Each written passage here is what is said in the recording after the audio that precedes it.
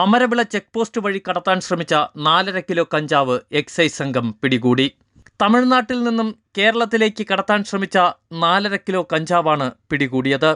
Amaravila check പോസ്റ്റിനു സമീപം excise സംഘം കർശനമായ പരിശോധന നടത്തിയതിലൂടെയാണ് 2 പേർ കഞ്ചാവ് പൊതികളുമായി പിടിയിലായത്. ഇന്ന് ഉച്ചയ്ക്ക് നടന്ന വാഹന പരിശോധനയിൽ തമിഴ്നാട്ടിൽ നിന്ന് വന്ന KSRTC ബസ്സിൽ നിന്ന് പശ്ചിമബംഗാൾ സ്വദേശികളായ 2 പേരുടെ പക്കൽ നിന്ന് ഏകദേശം 4.5 കിലോളം 4,750 കിലോളം കഞ്ചാവ് പിടിയിട്ടുള്ളതാണ്. 2 പേരും വെസ്റ്റ് ബംഗാളിൽ നിന്ന് കൊണ്ടുവന്നിട്ട് ട്രെയിൻ മാർഗം കന്യാകുമാരി എത്തിക്കുകയും അവിടെ നിന്ന് തിരുനെൽവേലി ട്രിവാൻഡ്രത്തേക്ക് ഈ ബസ്സിൽ കയറി വരികയാണ് ചെയ്തിട്ടുള്ളത്.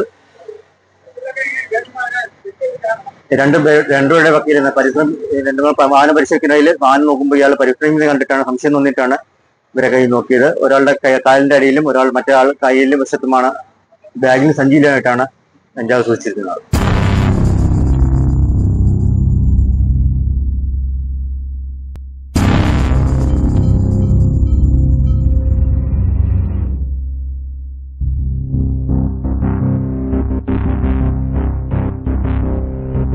അമരവിള ചെക്ക് പോസ്റ്റിൽ എക്സൈസ് സംഘം നടത്തിയ പരിശോധനയിലാണ് പൊതികളാക്കി കൊണ്ടുവന്ന കഞ്ചാവുമായി 2 പേർ പിടിയിലായത്.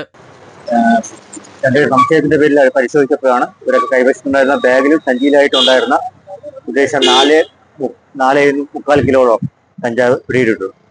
2 പേരും വെസ്റ്റ് ബംഗാൾ സ്വദേശികളാണ്.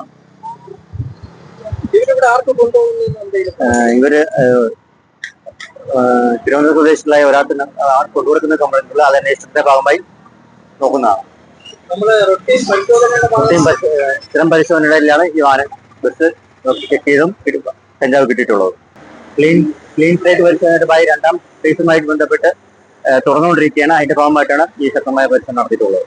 കഞ്ചാവ് എവിടേക്കാണ് കൊണ്ടുപോകുന്നതെന്നും ആർക്കു വേണ്ടിയാണെന്നും എക്സൈസ് സംഘം ചോദ്യം ചെയ്തു വരികയാണ്.